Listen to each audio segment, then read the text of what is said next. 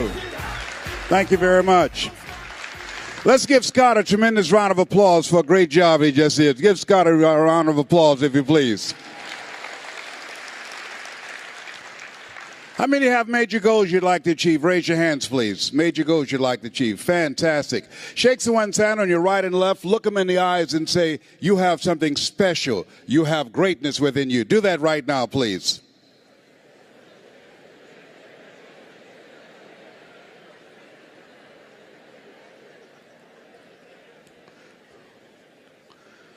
Very good.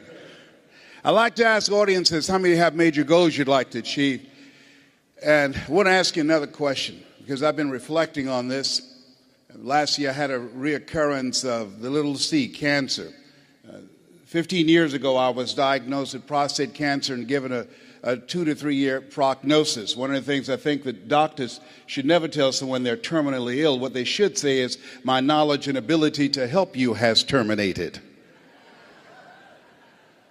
But I've been reflecting on my life, and I want to ask you, and I know you've done things you feel good about, things that you're proud of, but how many of you know if you had your life to live over again, you could have done more than what you've done thus far? Raise your hands, please. That proves the point that what we do and what we accomplish in life is only a tip of the iceberg of what's possible for us. So I want to share some thoughts with you. I want you to think about 3 goals that you'd like to achieve in 3 areas of your life. Number 1, what's one personal goal that you'd like to achieve? Why don't you think about that? My first personal goal was to buy my mother a home. I'm one of 7 children that my adopted mother adopted. And I feel like Abraham Lincoln, who said, all that I am and all that I ever hope to be, I owe to my mother.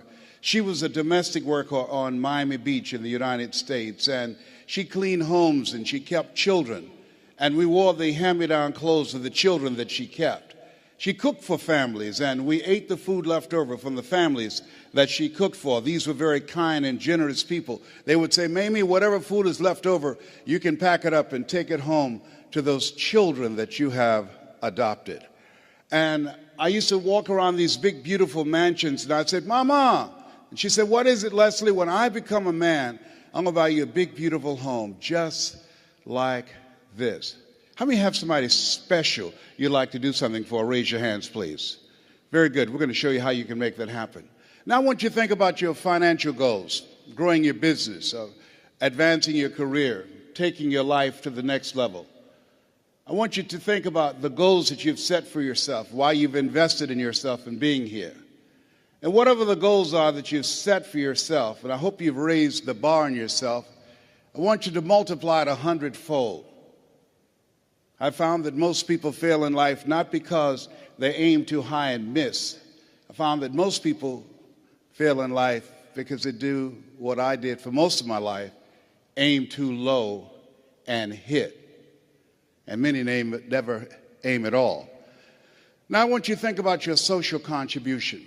What will be different because you showed up? Horace Mann said we should be ashamed to die until we've made some major contribution to humankind. One of the goals I have is reduce the number of women who die from breast cancer. My mother was a 22-year breast cancer conqueror. How many men over 40? Raise your hands, please.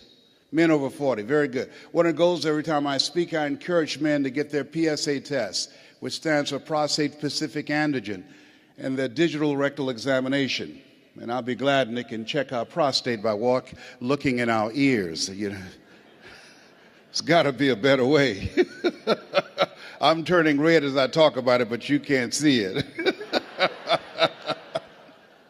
friend of mine was at a medical convention. Hey, Les, let me give you a free rectal. I said, no, buddy, you too motivated.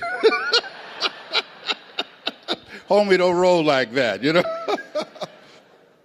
One of the goals I have is teaching people how to tell their story, how to grow their business, be the voice of their business, how to improve the customer service, how to develop their leadership voice, how to go from being local to being global. I want you to think about the things that you want to do with your life, the kind of impact that you want to make. And as you think about those 3 categories, let us say together with conviction, it's possible. Together, please. Everybody together, please. Say it's possible. You know, the easiest thing I do is come up here prepared to speak for you.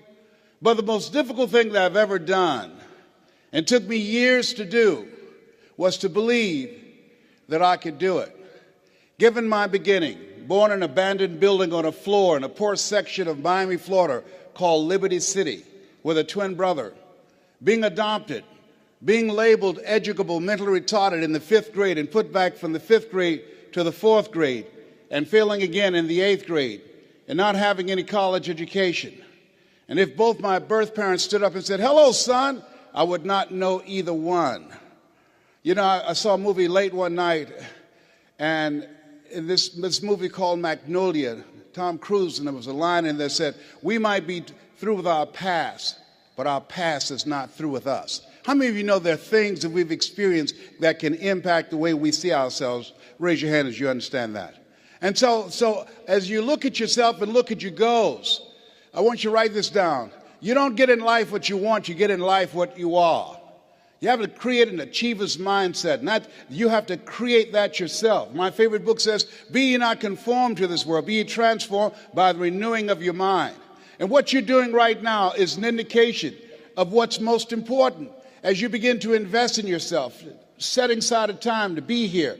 This is the era what the late Peter Drucker calls the era of the 3 C's: accelerated change, overwhelming complexity, and tremendous competition. And so as you look at yourself and look at your goals, setting aside time every day to work on your mindset, to expand your vision of what's possible for you. They did an interview with Warren Buffett, one of the richest men on the planet, as you're aware. And they asked him, what's the most important investment people can make today? And this was in the middle of the recession in the United States. Here's a guy that has billions of dollars in real estate, billions of dollars in the stock market. And he said the most important investment you can make is in yourself. Everybody repeat after me, please. Live full. Die empty. Say it again. Live full. Die empty. After having 238 radiation seed implants, I was reading one night some words by Dr. Howard Thurman, who was a mentor to Dr. Martin Luther King Jr., to Albert Schweitzer, to Mahatma Gandhi. He wrote, "Deep is the hunger, the voice of the genuine, the centering moment." As I was reflecting on his words, he said, the ideal situation for a man or woman to die is to have family members praying with them as they cross over. He said, but imagine, if you will, being on your deathbed and standing around your bed, the ghost of the dreams, the ideas, the abilities, the talents given to you by life, but you, for whatever reason, you never pursued those dreams. You never acted on those ideas. You never used those gifts. You never used those talents. And there they are staring at you as you're lying on your bed with large, angry eyes saying, we came to you, and only you could have given us life. And now we must die with you forever. And the question is, if you died today, what dreams, what talents, what abilities, what gifts, what ideas would die with you? One minister out of Bahamas said, the wealthiest place on the planet, it's not in the Far East where there's oil on the ground. It's not in South Africa where there are diamond mines. He said, the wealthiest place on the planet is the cemetery. There you see potential never realized. There you find books never written. There you find ideas never acted on. Maybe that's why Henry David Thoreau said, oh God, to reach the point of death, only to realize that you've never lived. Only to realize that you've never scraped the surface of your potential. Let us say again, live full, die empty. And so as you think about your goals and dreams, I'm suggesting that you set aside time every day, if you're not doing it already, reading 10 to 15 pages of something positive every day, listening to audio programs, investing in yourself to expand your mind for what is possible, to develop a spirit of optimism. And then the next thing is, let us say together, it's necessary. You see, not only is it possible that you can live your dream and that you have to sell yourself on that every day. There's an African proverb that says, if there's no enemy within, the enemy outside can do us no harm. I didn't do this for 14 years because I convinced myself I couldn't do it. I would go see the late Zig Ziglar and Jim Rohn and the late Dr. Norman Vincent Peale, and I saw Tony Robbins, and my heart said, I could do that. How many of you like to help people? Raise your hands, please. I said, I can do that. And then when I would go to the parking lot, my inner voice would become activated and say, Les Brown, you can't do that. You don't have a college education. Les Brown, you can't do that. You've never worked for a major corporation. Les Brown, you can't do that. Who wants to hear anything you've got to say? How many ever thought about something you wanted to do and you talk yourself out of it? Raise your hands, please. And so that's why it's necessary that we work on ourselves. And let us say together, OQP. Only quality people. Write that down. As you think about your goals and dreams over the next 2 years, over the next 2 days, it's very important that you look at the people in your life and you ask the question, what is this relationship doing to me? MIT did a study. The study indicated that you earn within $2,000 to $3,000 of your closest friends. Whoa, when I heard that, I got a lot of broke people out of my life. My mama said, son, if you run around with 9 broke people, I guarantee you'll become number 10. Dr. Dennis Kimbrough out of Atlanta said, if you're the smartest one in your group, you need to get a new group. So as you think about your goals and dreams, detoxify your life. Les, can I change them? No. It's a full-time job changing yourself. And there's some people that's so negative they can walk into a dark room and begin to develop.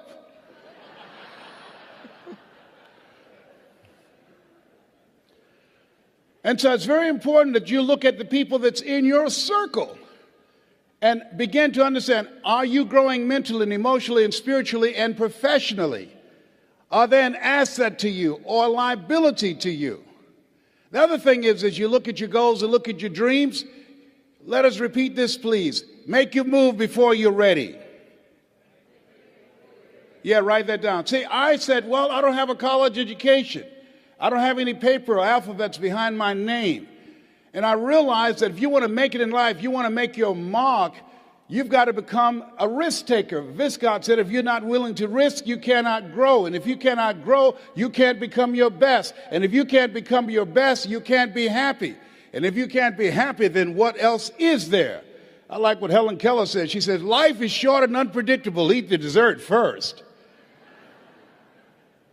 So you have something special. You're here because there's something in your heart of hearts that said, I want more. I can do more. You're here because you're different. How many of you know people who should be here? Raise your hands, please. Yeah, so you're here because you're different. You're uncommon. One man said, I choose not to be a common man. It's my right to be uncommon if I can. I seek opportunity, not security. I do not wish to be a kept citizen, humbled and dulled by having the state look after me. I want to take the calculated risk, to dream and to build, to fail and to succeed. I refuse to live from hand to mouth. I prefer the challenges of life to the guaranteed existence, the thrill of fulfillment to the still calm of utopia. I will never cower before any master, nor bend to any threat. It's my heritage to stand erect, proud and unafraid, to face the world boldly and say, this I have done. Give yourselves a round of applause for having an uncommon desire to reach your goals, to achieve something great with your life. Bring your level of energy up.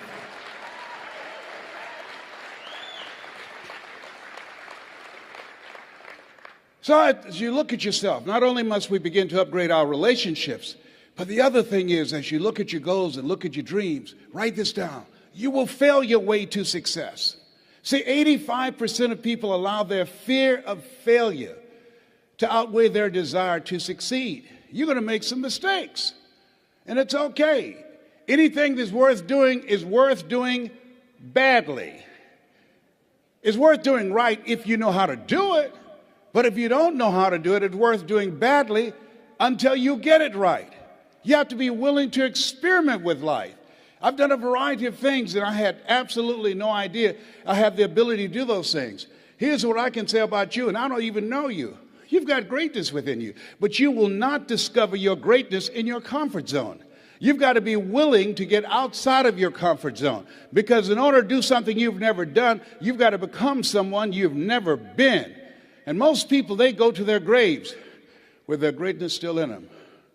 Maybe that's why one woman said in a moment of anguish, "What if you live your whole life only to discover that it was wrong?" Here's something else as you think about your goals and dreams. What's your why? Why do you want to do it? What drives you? This is my mother. She was 46 years old when she adopted first Wesley and I, and then 5 other children. And she was a driving force in my life. Which one am I? On the right or the left? I'm the cute one. Which one am I now?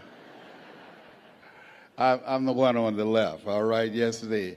And as you think about your goals and dreams, think about somebody that you love, that inspired you, someone that you love, that you admire. And I think about my background, and this is Wesley and I eating sugar cane. You see, we were not born with a silver spoon in our mouths. Do y'all eat sugar cane here in Australia? Anybody ever had sugar cane? Most of you have not. Just 2 people here. Yeah, it's sweet. It's interesting. You know, we were born in the area of Florida where you eat sugar cane. Donald Trump, father gave him $200 million to become successful. How many of you know if I give you $200 million, you got a good shot at becoming successful? Raise your hands, please. My mama gave us 2 pieces of sugar cane, and we had an advantage. The room always get quiet when I say that. Donald Trump was born with a silver spoon in his mouth. If you had a choice between eating a silver spoon and eating sugar cane, which one would you eat? Sugar cane? I told you we had an advantage. That's what I'm talking about. And then I met someone who changed my life. See, what we do and what we accomplish in life is a result of the story we believe about ourselves. And I met this friend. I was a disc jockey at the time. And he said, "Les Brown, you're more than a disc jockey. Les Brown, you're more than a paycheck. Les Brown, you can do more." How many of you had somebody see something in you didn't see in yourself? Raise your hands, please. And I couldn't see it at the time. But he continued to talk to me. Faith comes by hearing and hearing and hearing. And eventually I became an entrepreneur. I began to book concerts, and not just doing a radio show, but I invited entertainers to come to town. And these little guys came. In 1973, there I am standing in the back. That's Michael Jackson there at 10 years of age in 1973. I didn't know who they were going to become. They didn't know who I was going to become. The hand that you shook in the audience, you have no idea whose hand you just shook. You don't know who they are. Eye has not seen, ear has not heard, nor has entered the heart of mankind what God has in store for that person whose hand you just shook. That person, they have greatness within them. And you have greatness within you. And to prove it, you were chosen 1 out of 400 million sperm. There's something in you. And God said, "I want you, I want you, I want you, I want you." There's something you have that the world needs now. If you don't give it to us, we will all be deprived. And so as you think about your goals and dreams, how many of you like to make a difference in your community? Raise your hands, please. You have the ability to do that. I ran for the Ohio legislature. Had no idea, had the ability to do that. Passed 14 bills my first term. You have greatness within you. You can make more impact than you can ever begin to imagine when you're willing to challenge yourself. Let us say together, leap. Everybody together say leap. And grow your wings on the way down. Yeah, see, one of the things about life, you're going to get hurt. You're going to make some mistakes. You're going to fail your way to success. But you got to be willing to experiment. You got to be willing to push yourself. You got to be willing to challenge yourself by putting yourself in a perpetual state of discomfort. And so, but things happen in life. When you have goals and dreams, things happen. I had no idea. Midway of my third term, my mother became ill. She was diagnosed with breast cancer. And my brothers and sisters called me and said they're going to put her in a nursing home. And I said, no. They said, we thought you would say that. We've interviewed the best nursing homes in Dade County. I said no. See, I had a problem. How can one woman raise 7 children who couldn't take care of themselves, but 7 grown people couldn't take care of one woman? I had a problem with that. And I said, no.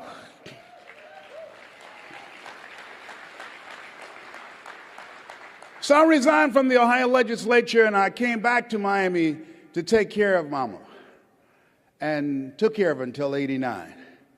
And there are things, as you have your goals, things are going to happen to you that you can't anticipate. Some of you are in the eye of the storm now. Things are going to happen.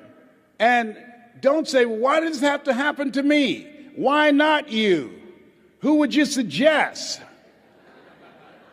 You want to give us some names or email addresses? That's really what I said the second time I got cancer. They had told me the cancer had metastasized to 7 areas of my body. I started laughing. He said, why are you laughing? Are you in denial? I said, no, I feel like Mother Teresa. He said, what do you mean? She said, Lord, I know you know how much I can bear. I just wish you didn't have so much confidence in me.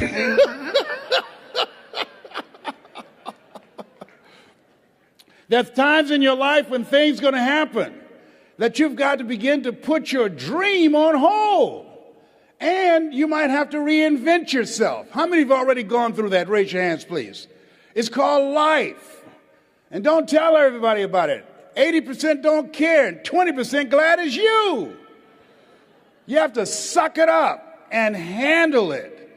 That's what it's called being in business, being an entrepreneur, being a risk taker, walking by faith and not by sight. Stuff happens to you. And so I had to go in a new direction. And I decided to tell my story. How many of you got a story? Raise your hands, please. How many of you have gone through some things in life that you can teach some other people? Raise your hands, please. How many of you, like me, had periods in your life when you were temporarily insane? Raise your hands. See, there are some people, one of the goals I have is training 100,000 voices of hope outside of politics and outside of religion, both of which I believe unwittingly polarize and divide people, and teach people how to deliver a message of hope and give people methods and techniques that will help them to change their lives and begin to move their lives to another level. You have something special. You have greatness within you. That story that you have can impact people's lives. Mike Williams talked to me, and it changed my life. It began to expand my vision. How many of you have a college education? Raise your hands, please. Very good. Over 90%. How many ever give a lecture at Harvard University? Raise your hands, please. No hands up. That's in your future. Shake somebody's hand on your right and left and say, that's in my future. That's in my future. Everybody point at me right now. Point at me right now. Point at me lovingly right now. Say, Les Brown. Everybody together say, Les Brown. If you can do it, I can do it. And this time when you say, I can do it, say it with conviction. Point at me again. Les Brown. If you can do it, I can do it. Shake someone's hand on your right and left and say, I'm ready to play a bigger game. Do that right now. Say, I'm ready to play a bigger game. Absolutely. Yes. It says you look at yourself and look at your goals. There's some things that you can do when you challenge yourself, when you go outside your comfort zone. There are things that will come in the direction of your life that you can't even begin to imagine, that you're going to begin to evolve and go to new levels that will amaze you. And I tell you these things not to impress you, but to impress upon you. You have something special. You have greatness within you. You have the ability to do more than you can ever begin to imagine. And so what I'm suggesting that you do is to stretch yourself, that you constantly look for ways as an entrepreneur. How can you begin to set yourself apart from the competition? What is it that you can do that can make you stand out? What are the market takeaways that you can do? One of the things that I learned as a speaker, as a trainer, as an entrepreneur, and a small business operator is that you've got to find something that you love and that you master that. Henry David Thoreau said, do not go where the path may lead, but go where there's no path and leave a trail. As you look at yourself as a business operator, as you look at yourself as an entrepreneur, as you look at yourself as a person that want to make a mark with your life, that want to leave a legacy, you've got to be hungry. Let us say together, I'm hungry to do more. I'm hungry to stretch myself. I'm hungry to take my life to another level. I never forget this gentleman that I'm going to talk with tomorrow. He's now in his 90s. He's blind from glaucoma. And I never forget, he said, young man, go to the board and work this problem out for me. And I said, oh, sir, I can't do that. He says, why not? I said, I'm not one of your students. He said, look at me. Yes, sir. Go to the board and work the problem out anyhow. I said, I can't, sir. And the other students started laughing and saying, he's Leslie. He's got a twin brother, Wesley.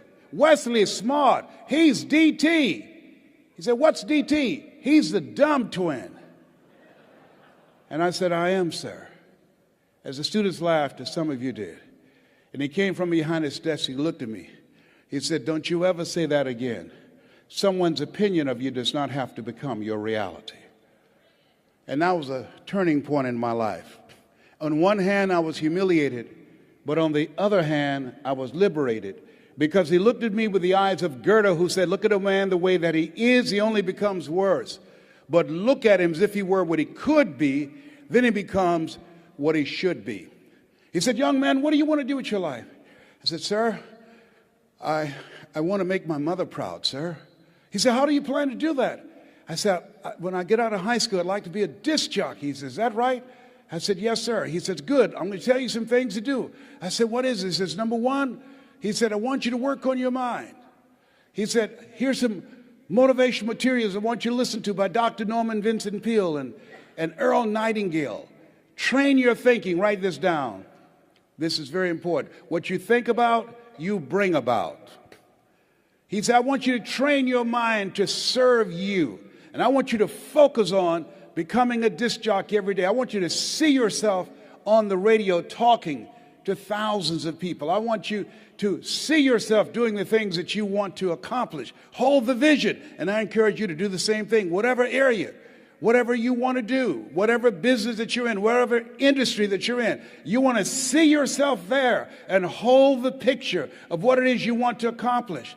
And I said, sir, I want to be a disc jockey, but I don't have a job yet. And then he quoted Whitney Young. He said, young man, it's better to be prepared for an opportunity and not have one than to have an opportunity and not be prepared. He said, you got to be hungry. I said, I am hungry, sir. He said, good. Here are my car keys. At 12 noon, I want you to go in my car and turn on the radio and listen to Paul Harvey. Who is Paul Harvey, sir? He's the world's greatest communicator. He said, whatever you want to do, you want to find people who master that because success leaves clues. And that's the same thing I'm suggesting to you. Whatever area that you want to go in it's finances, in business, insurance industry, whatever area that you're interested in, find the people who are mastering that and follow their example. He said, and let me share something else. I said, yes, sir. He said, watch your relationships. They're nourishing relationships and they're toxic relationships. Nourishing relationships, they bring the best out of you. They inspire you. Toxic relationships, they drain you. I said, I will, sir. I do exactly what you're telling me to do, sir. And then he said, Mr. Brown, yes, sir. I've given you everything I can give you. You got to go out into the marketplace and face the music. I said, thank you, sir. I went to apply for a job on Miami Beach. Milton Butterball Smith was the program director. Hello, Mr. Butterball. How are you, sir? My name is Les Brown, sir. I like to be a disc jockey. Young man, do you have any journalism in your background? No, sir, I don't. Do you have any experience in broadcasting? No, sir, but I visualize myself being on the air every day, sir. I practice. All I want is a shot. Just give me a shot. He says, no, we don't have any job for you. How many have ever been rejected? Raise your hands, please. I was devastated with rejection. I went back and I said, hey, Mr. Washington, they said no. He said, don't take it personally. Most people are so negative, they have to say no 7 times before they say yes. He said, you got to be hungry. Go back again. I said, yes, sir. Hello, Mr. Butterball. How are you, sir? My name is Les Brown, sir. I like to be a disc jockey. Young man, weren't you here yesterday? Yes, sir. Didn't I tell you no yesterday? Yes, sir. Then why are you back today? Well, sir, I didn't know whether or not somebody was laid off or somebody was fired, sir. Nobody was laid off or fired. Now get on out of here. I came back the next day. Hello, Mr. Butterball. How are you, sir? My name is Les Brown, sir. I like to be a disc jockey. I know what your name is. Weren't you here the last 2 days? Yes, sir. Didn't I tell you no the last 2 days? Yes, sir. Then why are you back today? Well, sir, I didn't know whether or not someone got sick or someone died, sir. No one got sick or died. No one was laid off or fired. Now, don't you come back here again. I came back the next day, talking loud, looking happy, like I was singing for the first time. I said, hello, Mr. Butterfall. How are you? He looked at me with rage. He says, go get me some coffee. I said, yes, sir.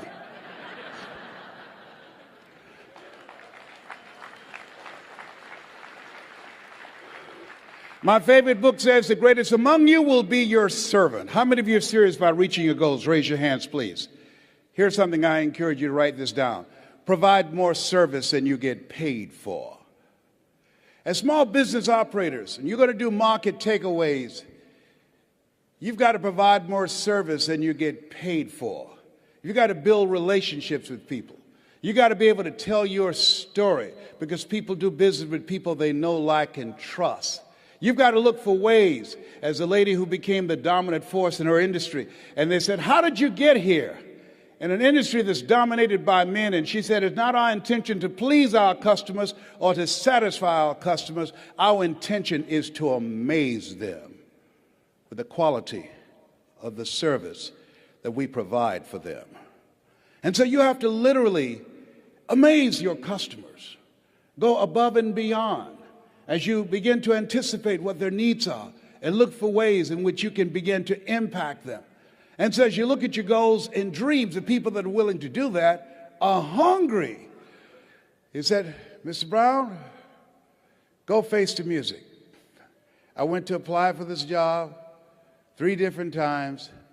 They said no. Finally, they asked me to become the errand boy for the disc jockeys. I'd go get their lunch and their dinner, and I'd stand in the control room knowing my time would come. Let us say together, my time will come. And on the weekends, they would come out to the parking lot, and their cars be waxed and clean, inside out. They said, hey, who did this? Write this down. Give before you ask. Give before you ask. I was just trying to get my foot in the door. I wanted to establish a reputation of being a go-to person, a person of resourcefulness, a person that's relentless and unstoppable, a person that can get things done. I said, I did, sir. How much you charge? Nothing, sir. I just wanted to help out. I was building relationships. People do business with people they know, like, and trust. Look here. Donna Ross and the Supremes are coming to town. The Four Tops and the Temptations. Here are my car keys. Pick them up and take them to the Fontainebleau Hotel on Miami Beach. It'll be my pleasure to serve you, sir. I was driving these entertainers in the disc jockeys' big, long Cadillacs. I didn't have any driver's license, but I was driving like I had some. Then one day, it was a Saturday afternoon, a disc jockey by the name of Rockin' Roger was drinking while he was on the air. Rockin' Roger got so drunk, he could not complete the show. He began to stutter his words. He was about to fall off the chair. It was a Saturday afternoon, and I was the only one there looking at him through the control room window, walking back and forth, young, ready, and hungry. I was saying, drink, rock, drink. Drink, rock. I'd have gone get him some more if he'd asked me to. Then pretty soon the phone rang. It was the general manager and answered the phone. I said, hello? He said, young boy, this is Mr. Klein. I said, I know. He said, Rock can't finish his program. I said, I know. He said, would you call one of the other DJs in? I said, yes, sir. I hung the phone up. I said, now he must think I'm crazy. I called my mama and my girlfriend, Cassandra. I said, y'all come out on the front porch and turn on the radio. I'm about to come on the air.